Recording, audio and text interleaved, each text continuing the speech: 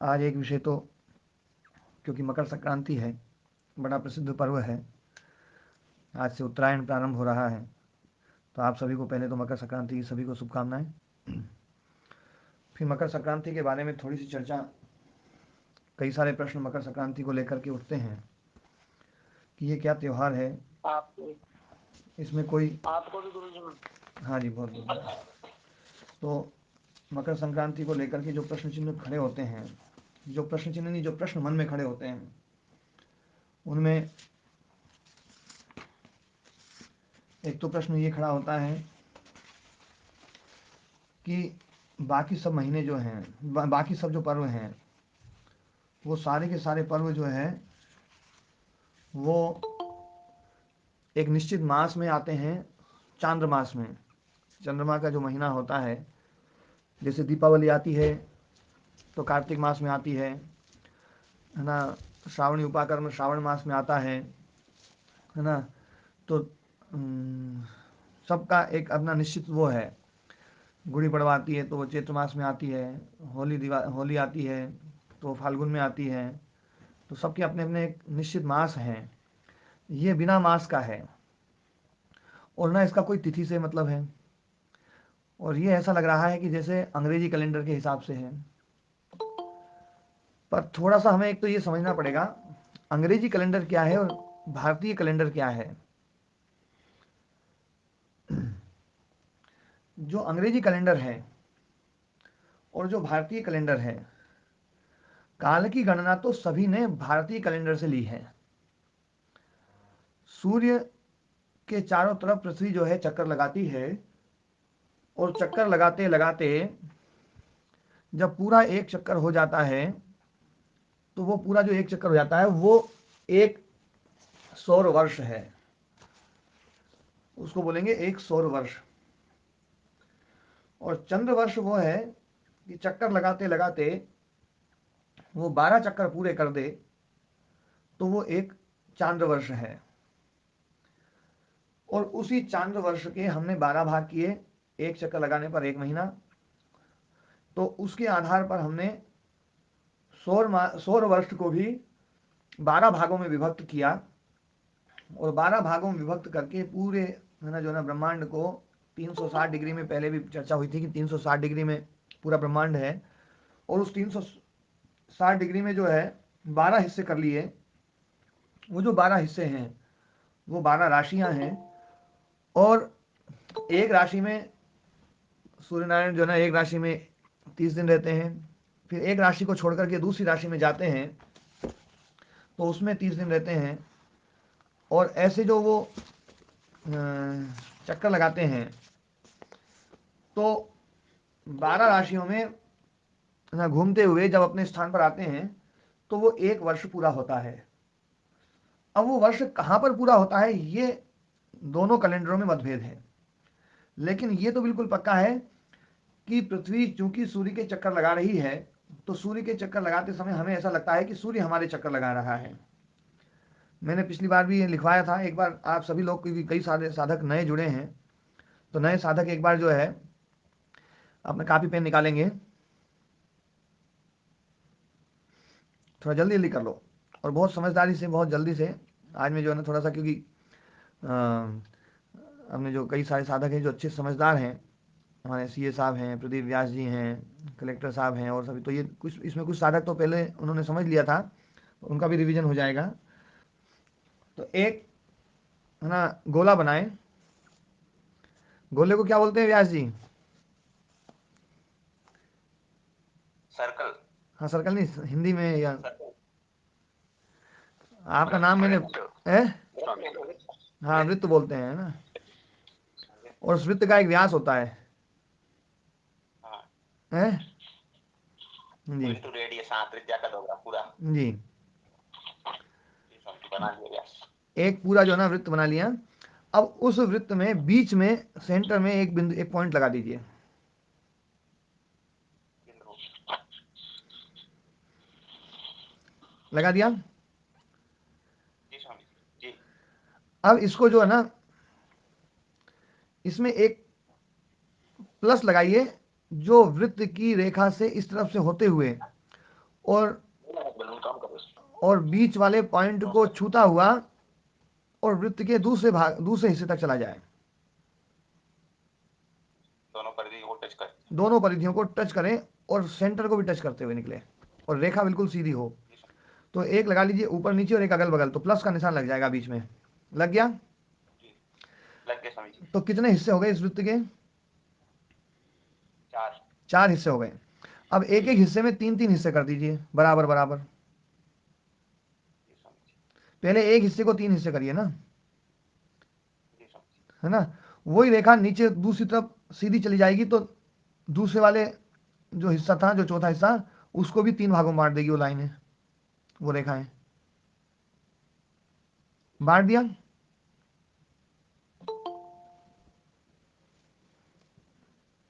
हो गया?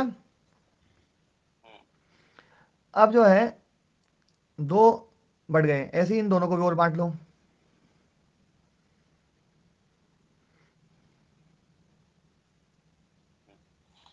कितने हिस्से हो गए?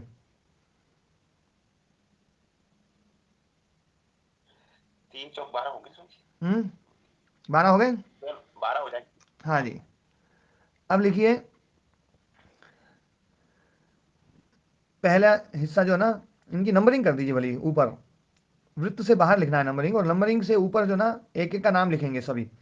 पहले का लिखिए मेष, दूसरे का नाम लिखिए वृषभ, शुरू कर। मेष, वृषभ, तीसरे का लिखिए मिथुन,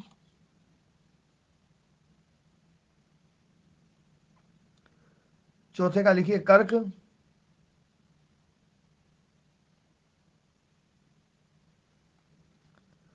पांचवे का लिखिए सिंह,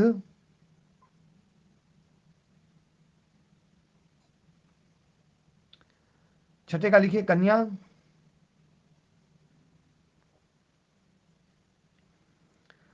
सातवें का लिखिए तुला,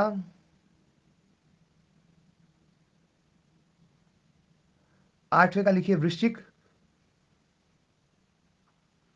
नवे का लिखिए धनु,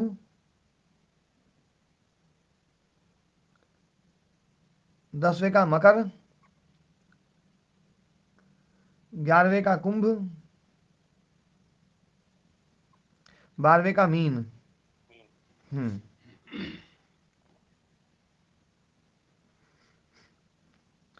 जहां पर केंद्र है उस केंद्र पर वहां सूर्य है, ध्यान देना, वहां पर है सूर्य। अब एक छोटा सा सर्कल बनाइए, उस केंद्र के चारों तरफ एक ना छोटा सा वृत्त बनाइए, उस वृत्त में धरती को घुमाना है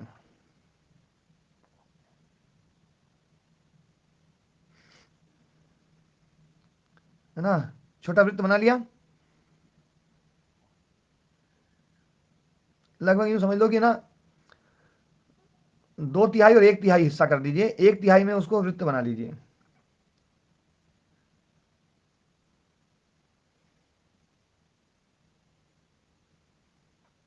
बना लिया? समझ में नहीं आया तो फिर से पूछ सकते हैं प्रदीप जी। जी स्वामी जी। सूर्य के चारों ओर जो पृथ्वी का सिंबल है ना, ये दूसरा वृत्त। हाँ, दूसरा वृत्त। पृथ्वी का सिंबल। ओम गुरु जी, इनकी जो पृथ्वी बनाई हुई थी वो तो इन्होंने अंदर ही बना रखी है क्या? हाँ, अंदर ही बनानी थी, अंदर ही बनानी थी।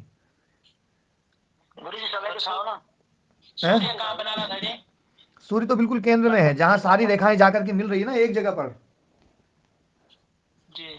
जहां पर सारी ये रेखाएं एक जो जगह मिल राशियों रही के नाम हैं, लिखे हैं हैं? जी, जहां पर सारी ये रेखाएं, जो राशियां लिखी है। सुनो मेरी बात, जहां पर सारी जी रेखाएं बहुत अच्छा। एक पॉइंट पे बिल्कुल बीच में मिल रही हैं, वहां पर है सूर्य। और जी उससे बीच में जो छोटा सर्कल बना हुआ है, वहां पर घूम रही है पृथ्वी। ठीक है? पूरी वीडियो करके दिखाओ। हाँ, वीडियो नहीं, वो मैंने भेज दिया है उसमें।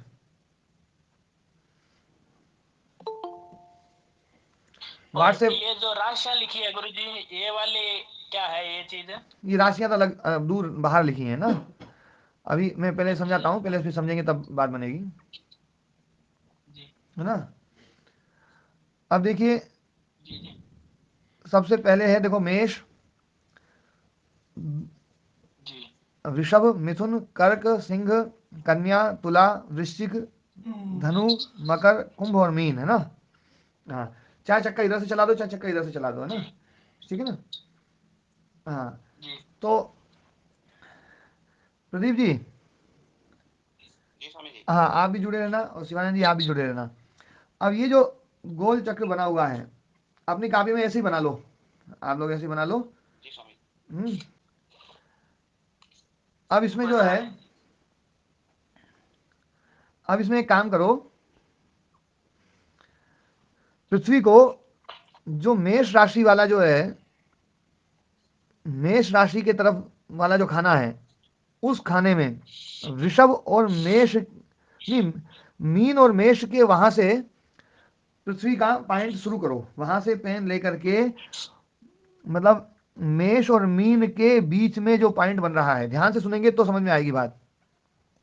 मीन राशि और मेष राशि के बीच में जो रेखा है लंबी, जो वृत्त के यहां से लेकर के केंद्र तक जा रही है, उसमें जो धरती का जो सर्कल है, वृत्त है, वो पॉइंट से लेकर के, और वो पॉइंट घूमेगा, धरती जहां जहां घूमेगी, तो वहां से मेष राशि में पूरी धरती घूमेगी और मेष और वृषभ के बीच वाली लाइन तक पहुंच जाएगी। समझ में आई ये बात? समझ में आई? है ना। हाँ, मीन और मेष के बीच में जो लाइन है, उस लाइन के जो छोटा सर्कल बना हुआ है ना, उस छोटे सर्कल में वहां से पेन घुमाते हुए और मेष को पूरा पार करते हुए वृषभ में प्रवेश कर जाएगी, और वृषभ को पार करते हुए मिथुन में प्रवेश कर जाएगी, और मिथुन को पार करते हुए कर्क में, और फिर सिंह में, और फिर तुला, कन्या में, तुला में, इनमें ये घूमती घूमती पृथ्वी पूरा एक चक्कर लगाएगी। तो पूरा जो एक चक्कर लगाएगी, अब इसमें ध्यान देने वाली बात है कि जब पृथ्वी मीन से मेष में चलते हुए जब चलेगी, तो सूर्य कौन सी राशि में रहेगा?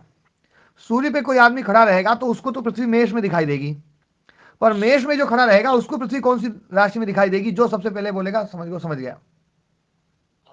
हाँ, किसने बोला है? यानी भी बोला, मैंने भी बोला। अच्छा, हाँ, तुला राशि में ना।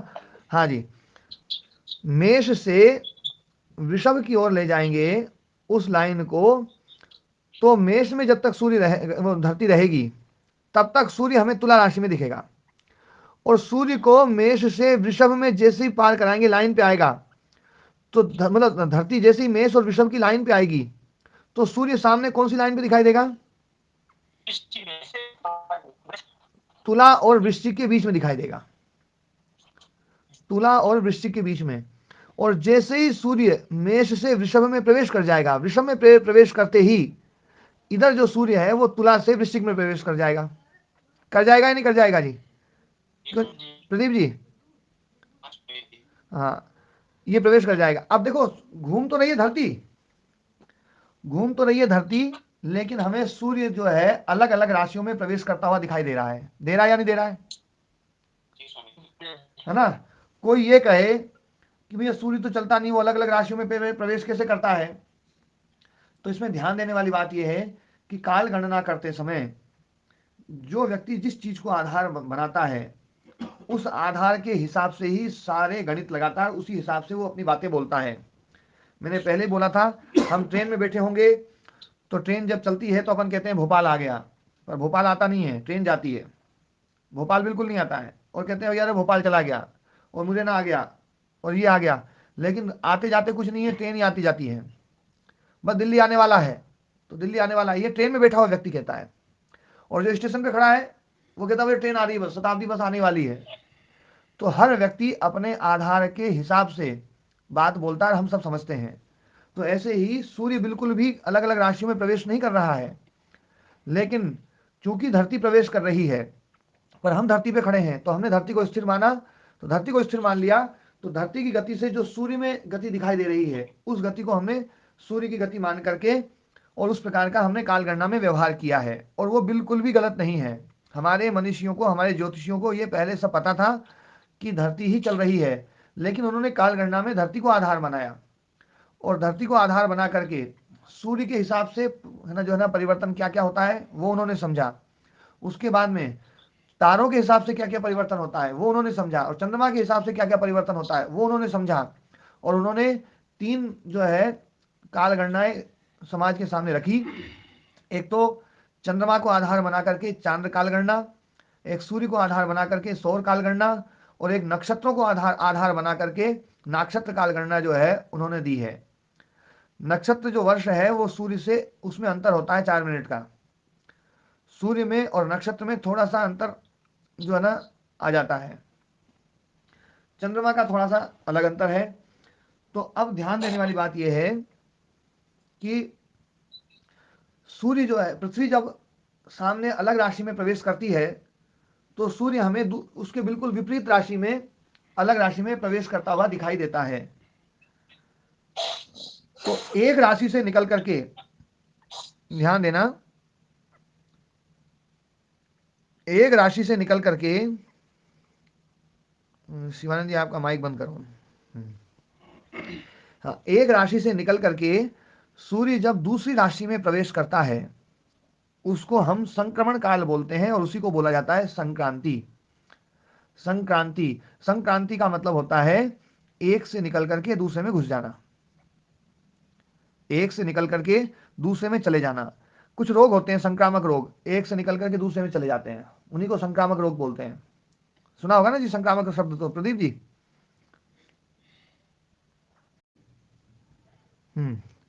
तो अपनी चर्चा चल रही थी कि पृथ्वी जो है मेष राशि को ना पार करके, और जैसे ही वृषभ और मेष की लाइन पे आएगी तो वैसे ही सूर्य हमें तुला और वृश्चिक की लाइन पे दिखाई देगा।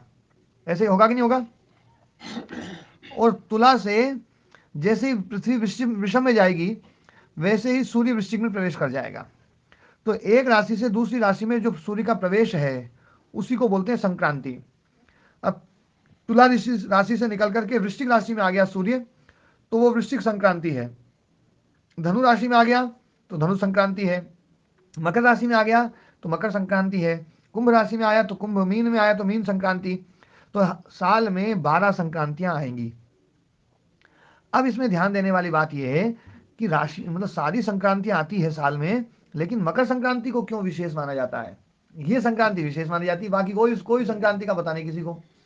वैसे तो आजकल संक्रांतियों का भी पता नहीं है कि संक्रांति बोलते किसको है। संक्रांति जो है, तो संक्रांति का मतलब है एक में से निकल के दूसरे में प्रवेश होना। अब मकर संक्रांति विशेष क्यों है इसको हम समझते हैं। तो इसको समझने के लिए आप लोगों को पता होगा कि हमारी धरती जो है ना कुछ डिग्री झुकी हुई है। 23.5 डिग्री हमारी धरती झुकी हुई है, सबको पता है? अच्छा, किधर झुकी हुई है? नहीं पता गुरुजी, मानतो तो नहीं पता स्वामी जी। पूरन जी सीधे आदमी नहीं है, पता गुरुजी। हाँ, कईयों को पता है, कईयों को नहीं पता है। और जिनको पता है ना उनको भी ये नहीं पता है कि झुकने का मतलब क्या होता है। हमारा जी यही पूछ रहा है कि झुके किया तो गोल घूम रही है, या तो गोल घूम रही है, झुक कैसे रही है? और झुकती तो फिर तो गिर जाते हैं अपन सब। 23.5 डिग्री तो बहुत होता है, हैं? हाँ, तो इसमें जो है, पहले से झुकी है या आप झुक गई गुरुजी? हाँ ध्यान दो, ये पहले से ही झुकी हुई है। अच्छा, आप लोगों को ये पता है कि ये ठंड क्यों हो रही है? आप ही बताइए गुरुजी। मौसम में आती है ठंड, सूर्य दूर जाने के कारण है गुरुजी धरती से, ऐसा? हाँ, सूर्य दूर हो जाता है तो ठंड है ना बढ़ जाएगी, और सूर्य पास में आएगा तो ठंड कम हो जाएगी ना। नहीं, पूरा बताओ गुरुजी, ऐसा ही लगता है जी। बात में है मामला में। मतलब सूर्य दूर जाएगा तो ठंड लगेगी, और सूर्य जब पास में आएगा तो गर्मी आ जाएगी। लेकिन शिवानंद जी, मैं आपको एक पते की बात बताता हूँ, मजे की बात बताता हूँ कि सूर्य हमारी धरती से सबसे ज्यादा पास में जनवरी महीने में रहता है। 3 जनवरी को सूर्य जो है, 3 जनवरी को सूर्य हमारे सबसे पास में होता है। ये तो घोटाला है। ठंड तो हमारे वाली साइड नहीं होगा गुरुजी फिर? ना ना, ये तो धरती के पास में होता है, साइड वाइड तो कुछ भी नहीं। ये जो बात बता रहा हूँ ये बिल्कुल पक्की बात बता रहा हूँ। आप लोग नेट में भी सर्च करेंगे तो पता चलेगा। 3 जनवरी के दिन सूर्य हमारे सबसे करीब में होता है, और जून जुलाई में सूर्य हमारे सबसे दूर में होता है, जिस समय हमारे यहाँ सबसे ज्यादा गर्मी पड़ती है। ये जो सर्दी गर्मी जो पड़ती है ना, वो सूर्य के दूर और पास में होने से नहीं पड़ रही है। हमारी धरती जो 23.5 डिग्री झुकी हुई है ना, 23.5 डिग्री जो झुकी हुई है उसके कारण से हो रही है। अब इसको थोड़ा सा ध्यान से समझो। आप सूर्य हैं, आपकी जो आंखें हैं ना वो सूर्य है, मतलब सूर्य, सिर को आप सूर्य मान लें, और आपके सामने धरती जो है, एक कल्पना करें कि आपके सामने धरती जो है गोल गोल घूम रही है, एक फुटबॉल के जैसी धरती की कल्पना करें और वो गोल गोल घूम रही है। तो गोल घूम रही है, तो वो जो गोल घुमाने के लिए उसको एक धागे पे है ना लटकाना पड़ेगा। तो धागा हो जाएगा अक्ष, धागा क्या हो जाएगा, अक्ष हो जाएगा। और वो जो गोल घूमेगी, मतलब धागे की जगह आप यूँ समझ लें कि कोई है ना स्टील की पतली जो तार है या कोई पतला सा सरिया है, वो उसमें घुसा हुआ है और उसमें है ना पिरो दिया है ना उस फुटबॉल को, उस गेंद को या धरती को उसमें पिरो दिया है, और धरती गोल गोल घूम रही है। तो यदि धरती गोल गोल घूमेगी तो सूर्य जिस जहां पर है, मतलब जो गोल गोल घूम रही है धरती, उस धरती में जो बीच वाला हिस्सा है वो है विषुवत रेखा का, वो विषुवत रेखा है, उसी को बोलते हैं भूमध्य रेखा। विषु बोलते हैं दो भाग करना, तो जो धरती को दो भाग में बांट दे वो है विषुवत रेखा। तो जो धरती घूम रही है अपने सामने, कल्पना करो, तो उसमें आधा हिस्सा नीचे और आधा हिस्सा ऊपर। तो अभी दोनों हिस्से अपने को बराबर दिखेंगे, दोनों हिस्से बराबर दिखेंगे, दिखेंगे या नहीं दिखेंगे जी? दिखेंगे गुरुजी। है, हाँ। मतलब धरती को आधे आधे हिस्से में बांट दो, आधे वाले हिस्से को, ऊपर वाले हिस्से को जो ना लाल कलर कर दो, नीचे वाले हिस्से को सफेद कलर कर दो, दो कलर में बांट दो आप। मतलब यूं समझ लो कि तरबूज को बीच में से काटा, अब उसको वापस मिला दिया है, ठीक है ना। तो जी तो जो वो जो हिस्सा है, वो हिस्सा मतलब जो है, अब दोनों हिस्से अपने को बराबर दिखेंगे। एक हिस्से का पीछे वाला हिस्सा नहीं दिख रहा है तो दूसरे का भी पीछे वाला हिस्सा नहीं दिख रहा है, और दोनों हिस्से का हमें जो दिखाई देगा, ऊपर नीचे जो हमें हिस्सा दिखाई देगा वो कहां तक दिखाई देगा, ऊपर नीचे।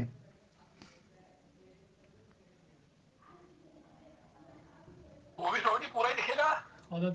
आधा दिखाई देगा, जहां वो सरिया घुसा हुआ रहेगा ना, जहां सरिया, वहीं तक दिखेगा, वहां से आगे तो फिर ढलान शुरू हो जाएगी। क्यों जी पूरण जी? मध्य तक दिखेगा गुरुजी। मध्य तक दिखेगा, मध्य तक दिखेगा मतलब है ना, मतलब बीच से लेकर के, जहां से अपनी भूमध्य रेखा है वहां से लेकर के ऊपर जाते जाए तो 90 डिग्री तक दिखेगा। मतलब देखो, दो गोलाई बन रही है धरती की, एक गोलाई बन रही है भूमध्य रेखा के हिसाब से, वो 360 डिग्री है, तो उसमें 180 डिग्री दिखाई देगी, ठीक है। और एक गोलाई बनाओ आप, ऊपर से लेकर के नीचे लाते लाते लाते और फिर वापस पीछे होते हुए और वापस ऊपर पहुंचा दो जहां सरिया घुसा हुआ है। तो जहां सरिया ऊपर वाला घुसा हुआ है और वो सरिया नीचे निकल गया है, तो सरिये से लेकर के सरिये तक दिखाई देगी। तो 180 डिग्री ऊपर से लेकर नीचे तक भी दिखाई देगी, और बगल से पूर्व से पश्चिम तक भी 180 डिग्री दिखाई देगी। मतलब आधी धरती दिखाई देगी और आधी धरती नहीं दिखाई देगी। ऐसे ही होगा या नहीं होगा? जी बिल्कुल सही। हाँ जी पूरण जी, समझ में आई बात? ये इतना होगा कि नहीं होगा ये?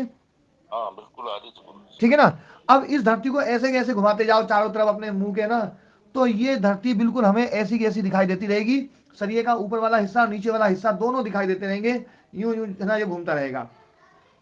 लेकिन चूंकि क्या है, सूर्य के हिसाब से धरती का वो जो सरिया है, वो सरिया 90 डिग्री पर नहीं है। यदि वो हमारी आंख के हिसाब से 90 डिग्री पर हो, गुनिया पर हो, तो ऊपर वाला सरिया भी दिखाई देगा और नीचे वाला सरिया भी दिखाई देगा। अब ऊपर वाले सरिये को थोड़ा सा आप अपनी तरफ झुकाइए, अपनी तरफ झुकाएंगे तो नीचे वाला सरिया दूसरी तरफ जाएगा या नहीं जाएगा? जी जाएगा। है ना पूरण जी? बिल्कुल गुरुजी। तो वो जो सरिया है ना, आप उसको 23.5 डिग्री यदि इधर झुका देंगे, तो ऊपर वाला जो गोला था, जो ऊपर वाला हिस्सा था, आधा हिस्सा धरती का, वो आधा हिस्सा हमें 23.5 डिग्री ज्यादा दिखाई देगा। जो पहले 90 डिग्री दिखाई दे रहा था, वो 90 डिग्री से बढ़ करके और 23.5 डिग्री ज्यादा दिखाई दे जाएगा। तो 23.5 डिग्री हो जाएगा, मतलब 113.5 डिग्री हमें ऊपर वाला हिस्सा दिखाई देगा, दिखाई देगा। हाँ देगा गुरुजी। और नीचे वाला 23.5 डिग्री कम हो जाएगा। तो फिर उंडे गुंडे बात आ गई गुरुजी। हाँ, उंडे बात तो उंडे गुंडे आ गई, लेकिन उसका फायदा हो जाएगा, उसका फायदा ये हो जाएगा कि वो जो सरिया है जो इस तरफ झुका हुआ है ना, हमारे सूर्य की तरफ झुका हुआ है, और वो सूर्य की दिशा की तरफ नहीं है, वास्तव में सूर्य से पीछे की तरफ जो ध्रुव तारा है, उस ध्रुव तारे की तरफ झुका हुआ है वो, और वो ध्रुव तारा सूर्य के एक ही दिशा में रहता है। तो धरती जब घूम करके और सूर्य के बिल्कुल पीछे चली जाएगी, तो वो जो ऊपर वाला सरिया था जो सूर्य की तरफ झुका हुआ था, अब वो सूर्य से दूसरी तरफ जाएगा और जो नीचे वाला था वो नीचे वाला सूर्य की तरफ हो जाएगा या नहीं हो जाएगा? हाँ हो जाएगा गुरुजी। तो फिर नीचे वाला हिस्सा ज्यादा दिखाई देने लग जाएगा और ऊपर वाला कम दिखाई देने लग जाएगा। हाँ बिल्कुल सही हो बात। जाएगा, ये अंतर पड़ जाएगा। और ये अंतर पड़ने के कारण से जब उत्तरी गोलार्ध की का वाला जो हिस्सा है वो सूर्य की तरफ होता है तो उत्तरी गोलार्ध में गर्मी पड़ेगी और दक्षिणी गोलार्ध में ठंड पड़ेगी। और जब पीछे चला जाएगा वो तो उल्टा हो जाएगा। अभी दक्षिणी गोलार्ध में भयंकर जो है ना गर्मी पड़ रही है, भयंकर, भयंकर से भयंकर गर्मी। ऑस्ट्रेलिया में इस समय इतनी भयंकर गर्मी है बस कहने ही क्या।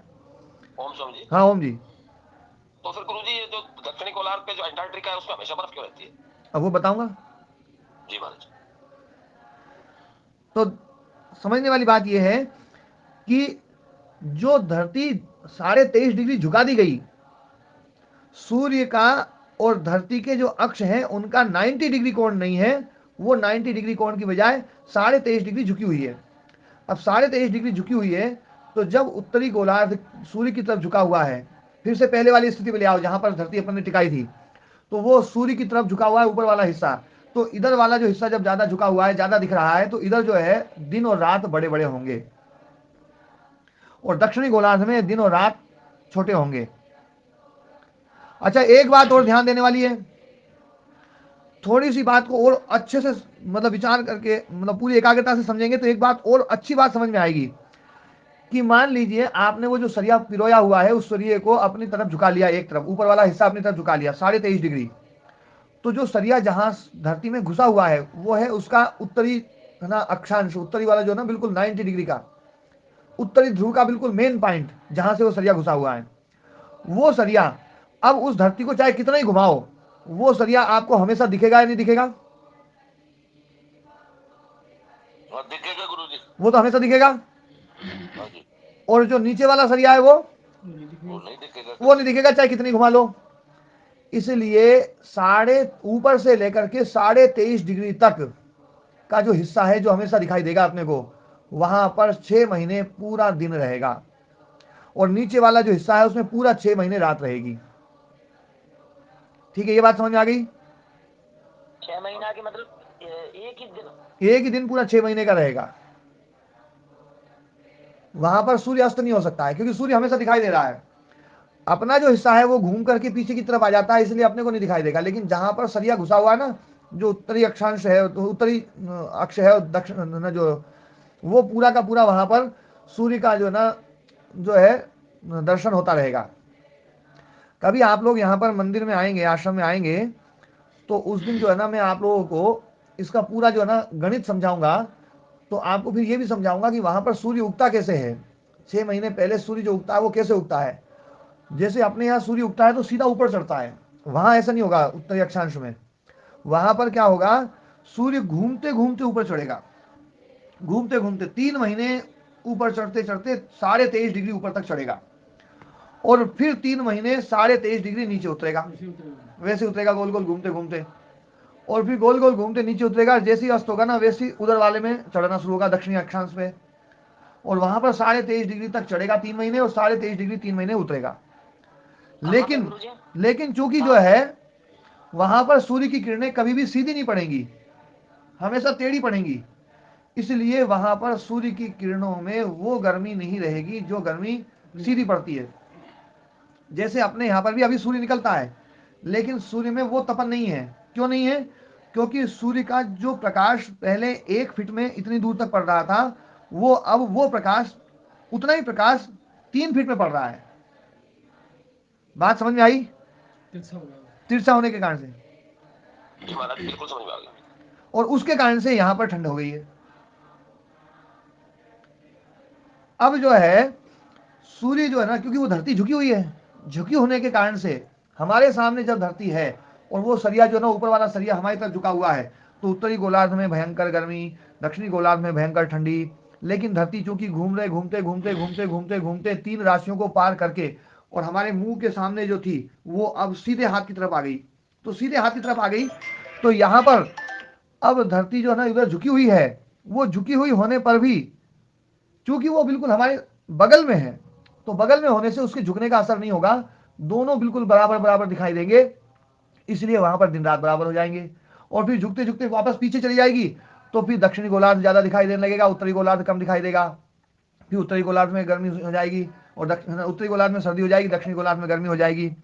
फिर घूमते घूमते उल्टे हाथ की तरफ आएगी तो फिर दोनों बराबर बराबर दिखने लगेंगे।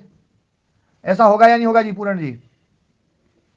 हाँ बिल्कुल हो रहे थे गुरु जी। है ना? हाँ, मतलब हमारे मुंह के सामने है तो उत्तरी गोलार्ध ज्यादा दिख रहा है और सिर के पीछे जाएगी तो दक्षिणी गोलार्ध ज्यादा दिखाई देगा।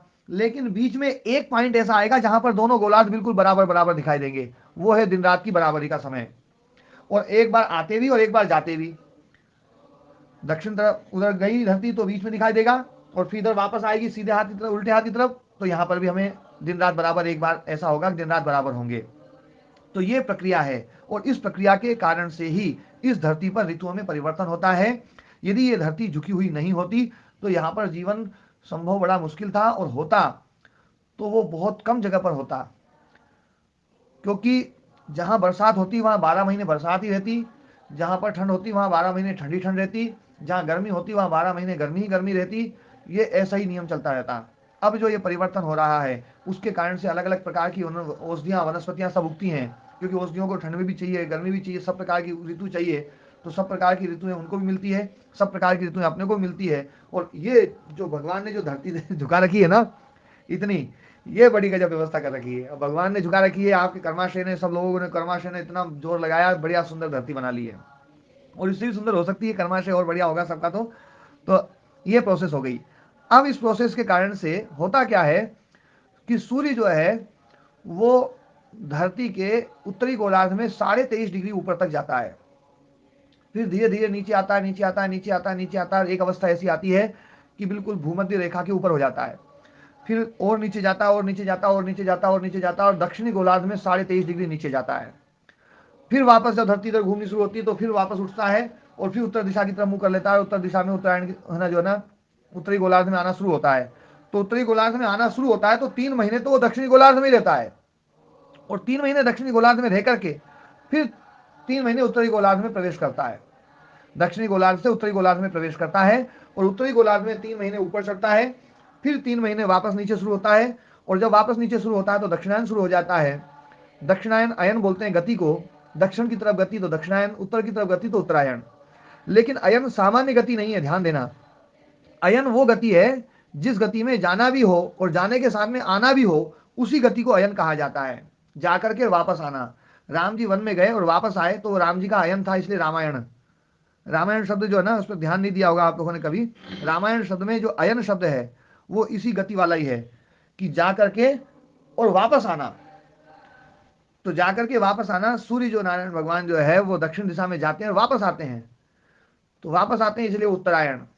और उत्तर में जाकर के वापस आते हैं दक्षिण में, तो वो है दक्षिणायन। समझ में आ गया प्रदीप जी?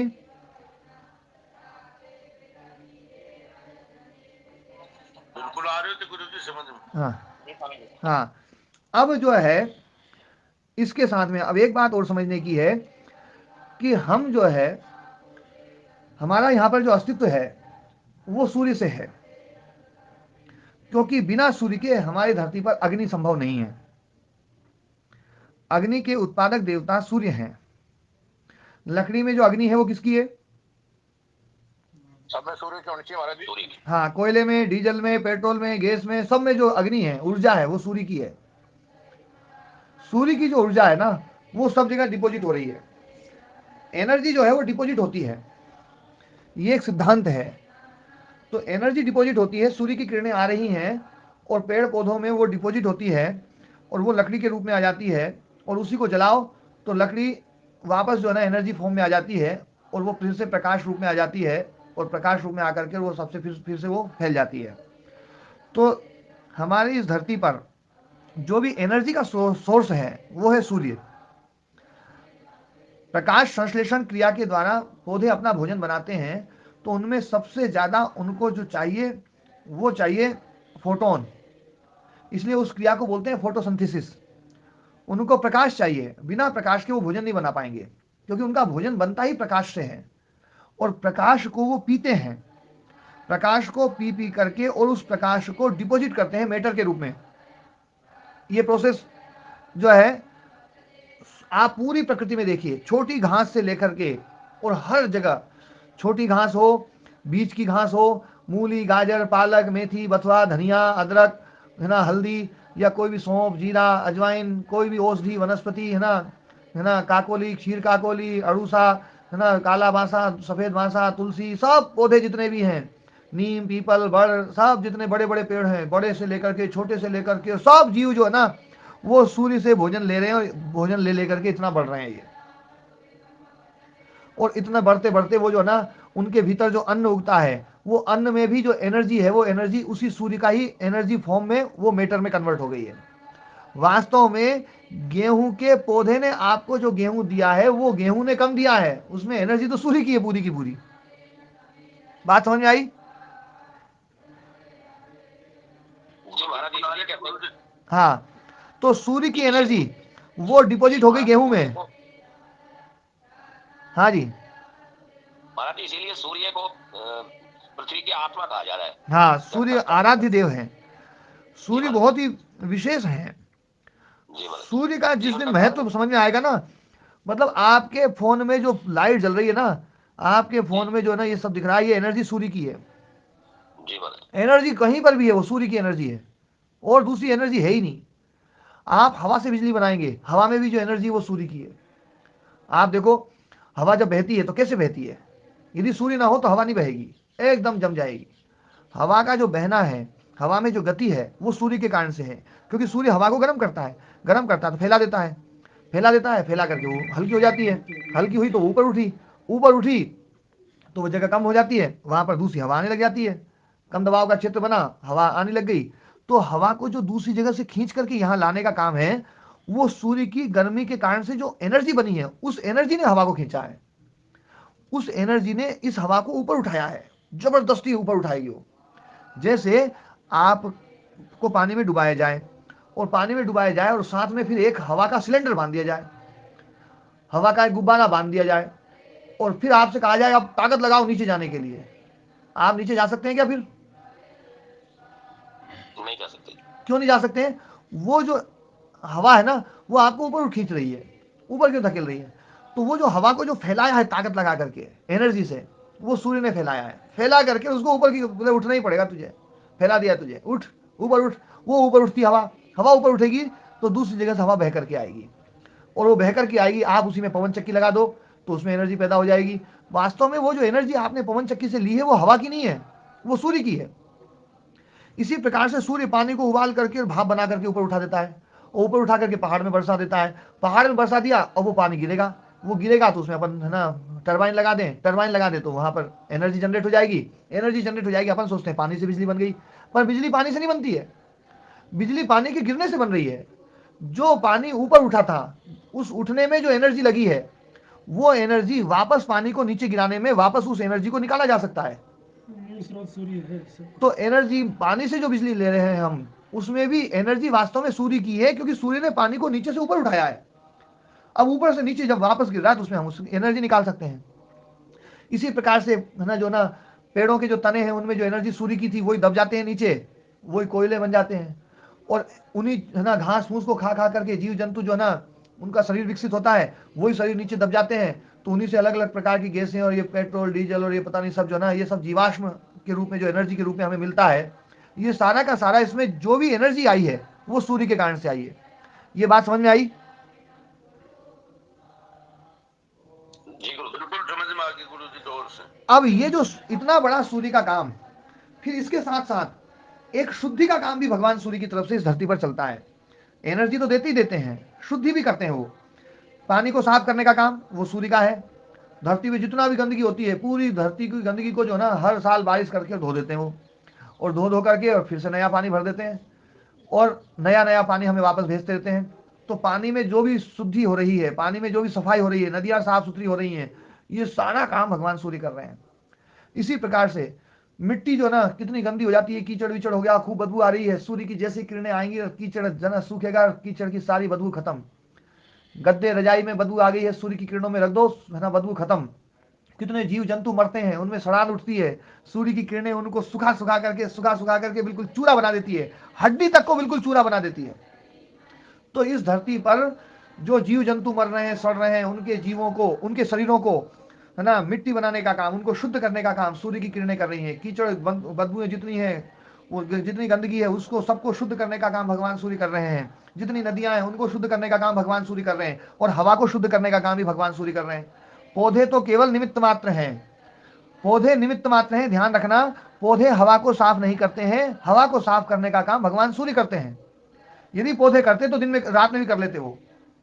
ये पौधों में ऊर्जा देने का काम भी भगवान सूर्य कर रहे हैं, और शुद्धि करने का काम भी भगवान सूर्य कर रहे हैं। इसलिए उस क्रिया का नाम ही, जो जिससे हवा शुद्ध होती है, उस क्रिया का नाम प्रकाश संश्लेषण क्रिया बोलते हैं हम उसको। पौधा संश्लेषण और कुछ नहीं बोलते हैं, क्योंकि उसमें प्रकाश मुख्य है। प्रकाश के द्वारा ही पौधे जो है वो हवा को शुद्ध करते हैं। कुछ लोगों के मन में ये प्रश्न उठ सकता है कि कुछ पौधे ऐसे हैं जो रात में भी हवा शुद्ध करते हैं। तो रात में हवा वो पौधे शुद्ध करते हैं जो सूर्य की एनर्जी को डिपॉजिट करने का जिनका सामर्थ्य ज्यादा होता है। जैसे पीपल का पेड़ है, वो सूर्य की एनर्जी को ज्यादा डिपॉजिट कर लेता है, तो वो कुछ समय तक रात में भी ऑक्सीजन छोड़ता है, पर उसका रेशो कम हो जाता है। लेकिन यदि सूर्य 3-4 दिन तक न निकले तो उसका डिपॉजिट खत्म हो जाएगा, फिर वो भी नहीं कर पाएगा। जैसे आपके पास में, किसी के पास में 250 ml की बोतल हो पानी की, तो 250 ml भर लो। किसी के पास में 1 लीटर की है तो 1 लीटर भर लो। किसी के पास में 2 लीटर की, 2 लीटर भर लो। अब 250 ml वाले की जल्दी खत्म हो जाएगी, जिसके पास 2 लीटर की बोतल है उसका पानी ज्यादा दिन तक, ज्यादा समय तक चलेगा, वो ज्यादा समय तक पी लेगा। लेकिन खत्म तो उसकी बोतल भी होगी। उसकी बोतल खत्म हुई, उसके बाद वो भी ठन ठन पाल मदन गोपाल। तो ऐसे ही ये जितने पेड़ हैं जो रात में ऑक्सीजन देते हैं, वो भी सूर्य के कारण से देते हैं। सूर्य की एनर्जी को वो भी डिपॉजिट करते हैं। तो एक बात समझ में आती है कि इस संसार में एनर्जी का सोर्स भगवान सूर्य, शुद्धि का सोर्स भगवान सूर्य। अब हम ये देखते हैं कि हमारे, आप अपने हाथ को, है ना, जो है, एक बार थोड़ा सा मुट्ठी बंद करो और खोलो, बंद करो और खोलो। इसमें एनर्जी लगी या नहीं लगी? जी लगी। ये एनर्जी कहां से आई है? भोजन से। सूर्य से मानी जाएगी महाराज जी। हाँ, सब सूर्य से है। ये केवल बीच में जो है ना, जिसको अपन भोजन के लो, फल के लो, है ना, गेहूं के लो, अनाज के लो, दाल के लो, ये सब में एनर्जी वो दे रहा है।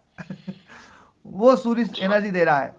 तो ये एनर्जी जो है ना, ये वहां से आ रही है। फिर जो है नसों में देखो, नस नाड़ियों में खून बह रहा है, वो एनर्जी किसके द्वारा?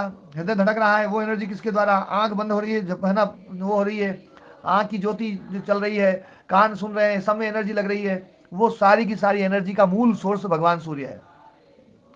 इसलिए हमारे शास्त्रों में सूर्य की महिमा बहुत ज्यादा है, सूर्य को लेकर के बहुत ज्यादा। और सूर्य जब चला जाता है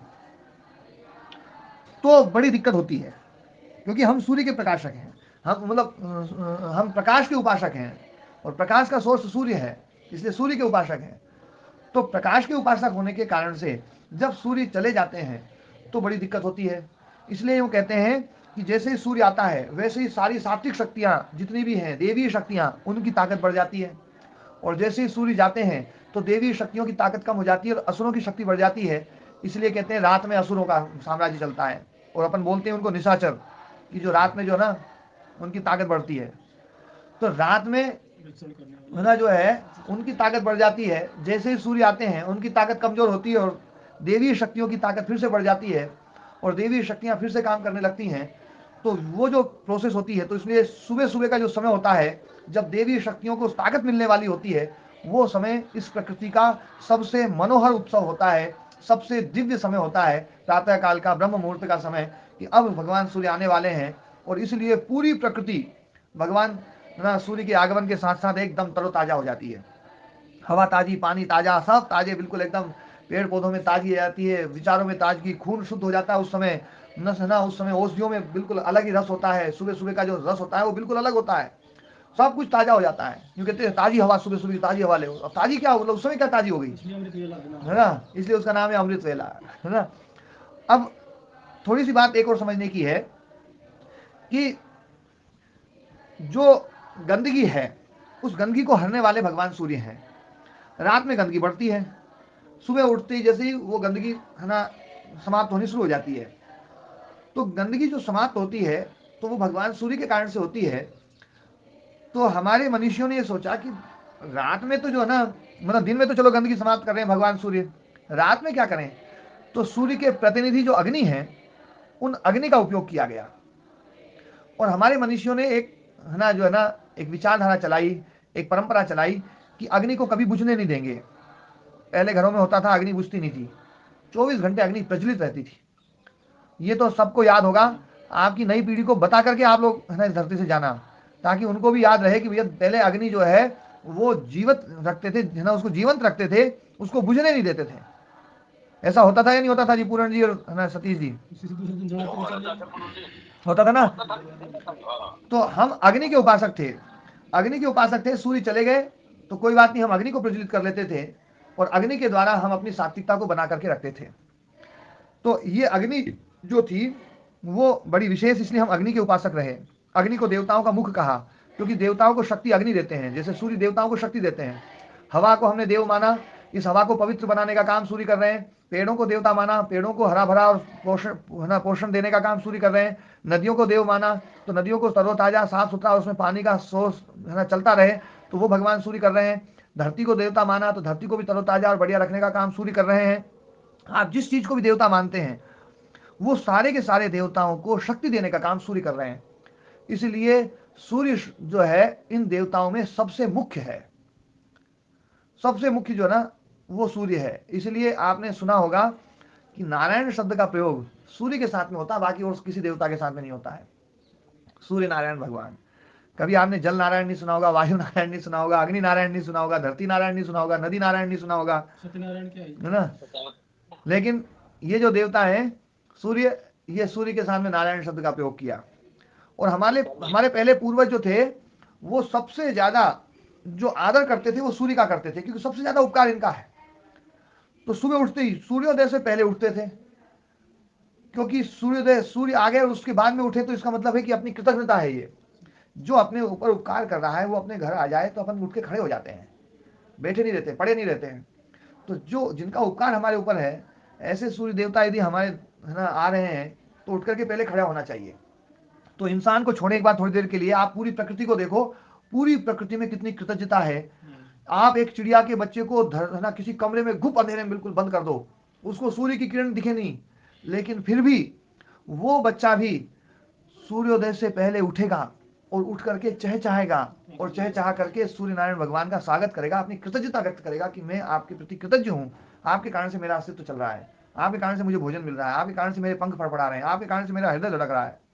पेड़ पौधे वो भी तरोताजा हो जाते हैं, सुबह उठ के चेतन हो जाते हैं, सूर्य नारायण भगवान आ रहे हैं। पूरी नदियों का पानी एकदम गर्म हो जाता है, ताजा हो जाता है कि सूर्य नारायण भगवान आ रहे हैं। हवा बिल्कुल ताजी हो जाती है, सूर्य नारायण भगवान आ रहे हैं। एक एक वनस्पति, एक एक औषधि, एक एक पेड़ पौधे, एक एक पशु पक्षी, एक एक नदियां, झरने, तालाब, सब जो ना वो अपने आप को जो ना अपनी कृतज्ञता व्यक्त करते हैं, तरोताजा होते हैं, खड़े होते हैं, बिल्कुल चेतन हो जाते हैं। तो ऐसे इंसान को भी चेतन हो जाना चाहिए। मुर्गा स्वामी जीवन तो उदाहरण मुर्गा। हाँ, वो तो सभी जीव है, मुर्गा तो चलो अपनी बात वो करता है, सभी जीव जो है ना, आप किसी भी जगह जहां पर पशु पक्षी ज्यादा रहते हैं, आप सुबह जाकर के देखिए, रात में बिल्कुल सन्नाटा रहेगा, सुबह जैसे ही ब्रह्म मुहूर्त होगा, सूर्य नारायण भगवान का आने का समय होता है, सारे पक्षी चिल्लाने लगते हैं, चें चें चें चिल्लाहट ना, वो अपना संगीत सुनाने लगते हैं। और है ना जो है कई सारी वनस्पतियां, औषधियां जिनके पत्ते सिकुड़ जाते हैं, सुबह होता ही एकदम से पत्ते खुलेंगे, है ना, फूल खिलेंगे, और सब प्रकार से जो है ना वो अपना स्वागत करते हैं अपने अपने हिसाब से सूर्य नारायण भगवान का। तो इतने अद्भुत, सुनो सुनो, अभी समय कम है इसलिए मैं ना अभी आपकी बात नहीं लूंगा। तो इतनी कृतज्ञता उनके प्रति है। अब ध्यान देने वाली बात है कि वो सूर्य नारायण भगवान रोजाना शाम को जाते हैं, सुबह आते हैं।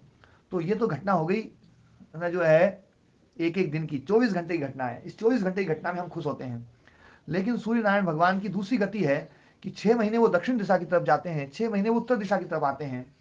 तो जब दक्षिण दिशा की तरफ जाते हैं तो उत्तरी गोलार्ध में प्रकाश धीरे धीरे कम होने लगता है, और धीरे धीरे प्रकाश कम होने लगेगा।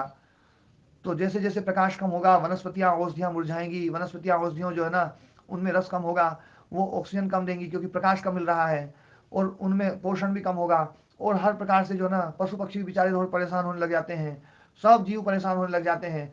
सब कहते हैं कि ये जो ना सूर्य भगवान जो है ना दक्षिण दिशा में चले गए, उत्तर दिशा की तरफ जो ना हमारे ऊपर उनका आशीर्वाद अब कम मिल रहा है।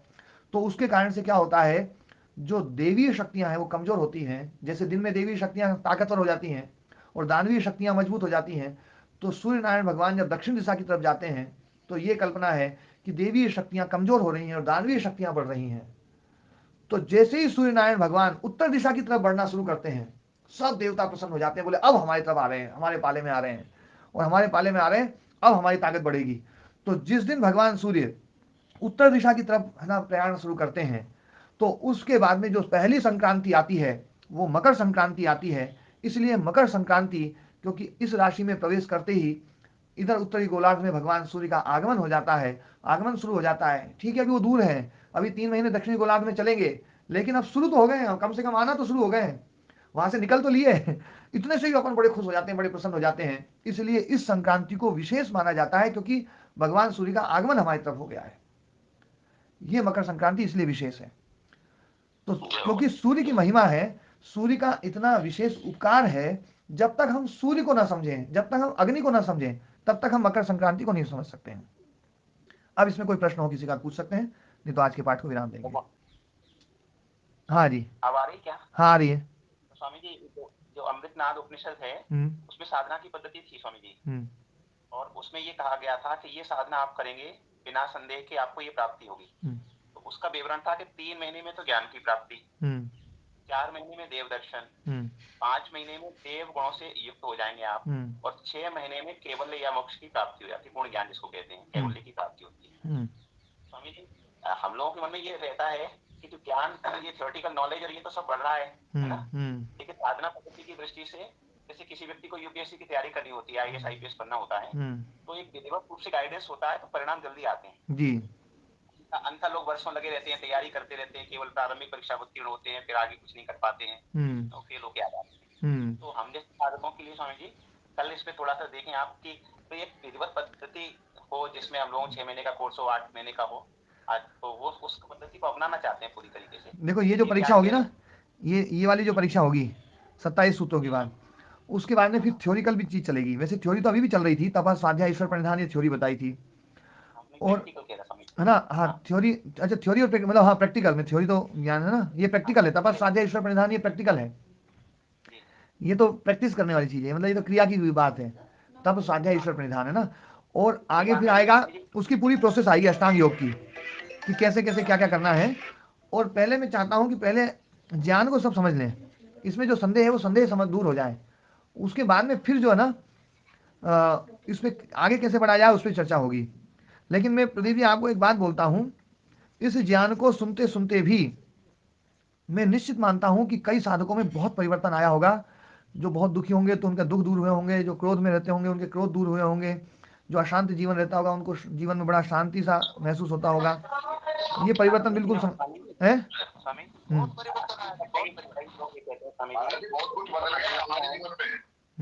जी अभी प्रदीप जी को बोलने दें। जी प्रदीप जी।